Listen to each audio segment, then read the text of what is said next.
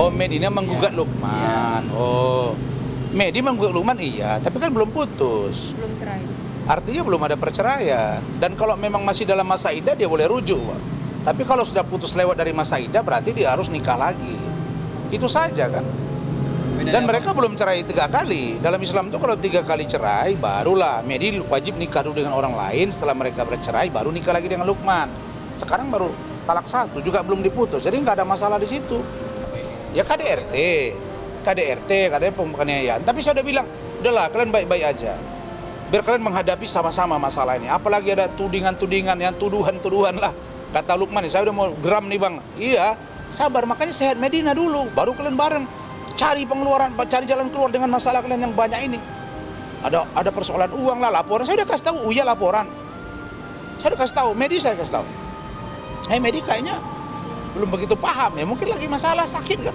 Tapi Lukman tahu, ya saya dorong mereka bersatu dan harus bersatu.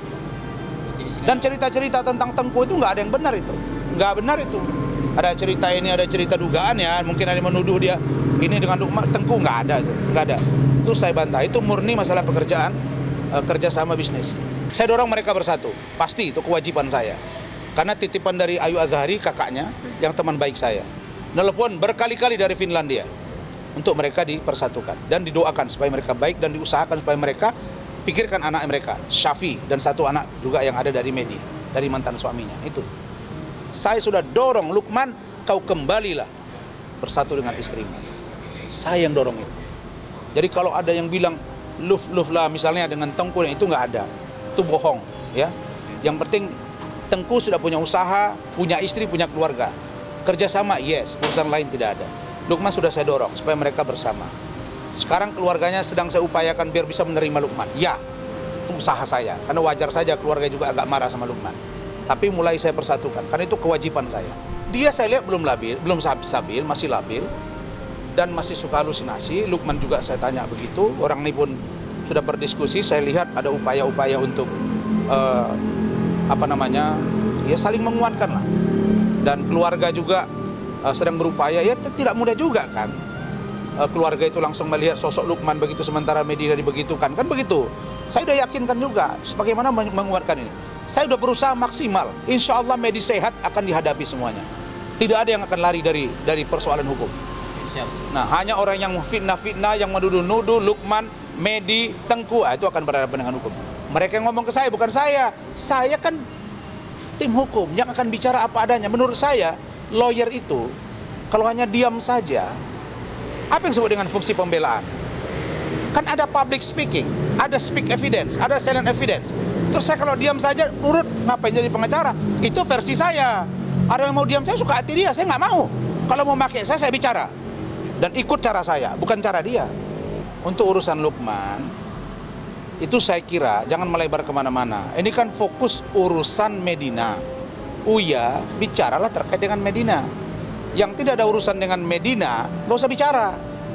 Contoh Dennis, ngapain dia bicara-bicara urusan Medina? Komen-komen Instagram saya. Emang dia komentator apa sih gitu? Jadi ini nggak ada gunanya saya komentar. Saya bilang saya akan kanalisasi. Nah, saya mau menjawab uya-kuya kalau dibicara Medi. Ayo. Saya jawab. Saya kira tidak porsinya. Kalau Lukman mengatakan, uya-kuya mengatakan, apakah Medi bersedia atau tidak diperiksa? Lah, dia kan dalam pengawasan. Dia masih program healing. Dan kalau dia merasa pingin ada sesuatu, ya dia bisa cross check. Itu saja. Medi dalam pengawasan siapa, seperti apa? Yang pasti bukan di bawah pengawasan saya. Dia dari rumah sakit, cek aja ke sana. Ngapain harus sampai mengatakan bahwa misalnya bersedia atau tidak? Biar proses hukum kan juga. Polisi juga baru kabari saya kemarin dari Polda Metro, ya memberitahu ke saya bahwa akan ada pelimpahan P21 tahap 2. Saya beritahu ke penyidiknya. Mereka minta surat keterangan kemarin, saya akan kirim. Ya, nanti saya kira ingatkan saya ke bawah ya. Siap. Surat keterangan ya. Yang kemarin. Siap. Saya lupa itu. Siap. Mereka minta. Polisi aja yang nggak ada, yang sudah punya kewenangan nggak seheboh ini kok. Heboh kalau betul ya kata-katanya begitu ya. Jangan kalian perintir ya.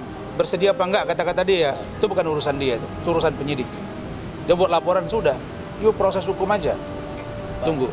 Kemarin kan juga sangat bersedia. Sangat bersedia. Kenapa? Karena dia pun ingin menjalankan perusahaan dia kembali. Ya. Dan insya Allah dalam waktu dekat ini sesuai dengan komitmen keluarganya ke saya, ya mungkin ada pembayaran-pembayaran. Ya, yang penting membaik. Kalau dia membaik dia akan survive. Medi itu juga bidan biasa kok, dia nggak punya usaha, lama-lama berkembang punya duit. Siap dia, yang penting dia sehat.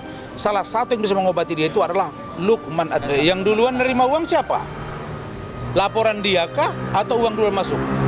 Duluan masuk kan uangnya? Dia juga udah ngaku kok, 65 juta. Mana bisa diilustrasikan begitu, bos? Tunggu aja nanti proses hukumnya. Tapi kalau laporan kau ternyata tidak terbukti, tunggu laporan balik. Itu aja. Ini kata medik saya, bukan kata saya. Saya nggak pernah berkata-kata, bos. Kecuali itu ranahnya yang menjadi kewenangan saya dari kuasa yang diberikan kepada saya. Tapi kalau yang prinsip tetap dari klien saya. Begitu. Nah sekarang Medi makin membaik, ya. Medi mulai siap, ya. Tunggu lihat tanggal mainnya. Itu saja. Tidak ada yang mengatakan tidak siap diperiksa polisi, siapa yang bilang? Nggak ada itu. Jangan merekayasa lah. Medina itu masih sakit. Saya pun baru bertemu dia. Dan masih unstable. Ya, masih labil. Itu saya sama istri saya. Istri saya bilang, "Bang, kelihatannya memang masih belum nyambung ya sama yang kita omongkan gitu." Ya. Dan Lukman juga sudah komunikasi dengan saya. Dan juga sudah saya arahkan supaya mereka berbaik-baik. Sekarang yang saya mau jelaskan, Medi pun berupaya dan keluarganya untuk bisa survive, membayar kalau ada hutang piutang, kalau ada laporan, dan sikap untuk kedepannya seperti apa, besok saya jelaskan. Dia program healing dan sekali 2 minggu wajib melakukan kontrol. Nanti kan rumah sakit yang akan memberi jawaban. Kalau saya dari kemarin bilang kalau udah sehat datang aja. Kenapa harus ragu-ragu? Nggak ada masalah kok, siap dia. Cuma masalahnya belum sembuh total ya, belum sembuh total. Perbaikan ada.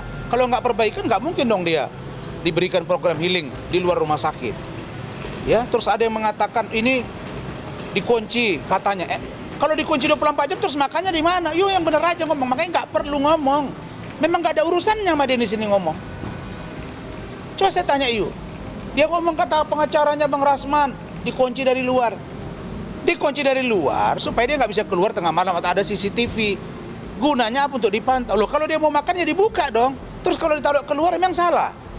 Duduk nggak pakai hijab itulah tandanya dia lagi kurang nyaman pikirannya. Makanya berhijab seperti itu, tidak berhijab, kelihatan di luar. Kan saya bilang, saya aja disuruh masuk ke dalam oleh medis, saya tengok di dalam hal yang tidak wajar, mana mungkin. Langsung saya disuruh awasi oleh ajudan saya sama orang pihak kepolisian, pihak rumah sakit. Sudah mulai membaik, program healing, dan insya Allah kita akan pelan-pelan kata keluarganya dan komunikasi. Saya sudah pernah ketemu Medina Zain. Saya lihat dia di dalam pengawasan keluarga dan rumah sakit. Dan membaik, saya doakan membaik, supaya terungkap semua dan orang-orang yang menghina, merendahkan, termasuk Lukman juga akan membuat laporan. Ya urusan dia apa sama saya? Siapa dia? Uya siapa? Dia bukan penegak hukum.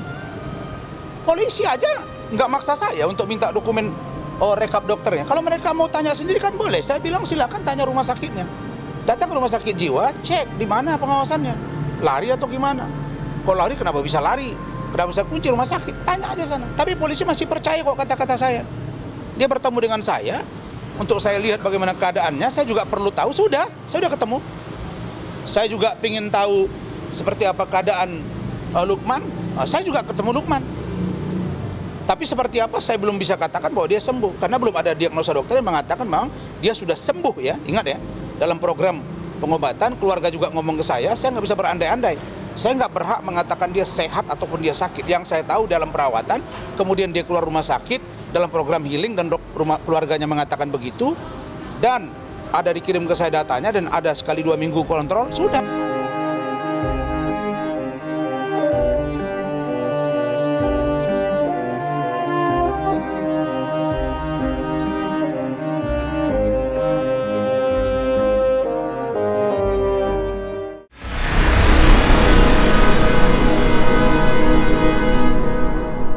Jadi jangan lupa untuk subscribe Cumi Cumi.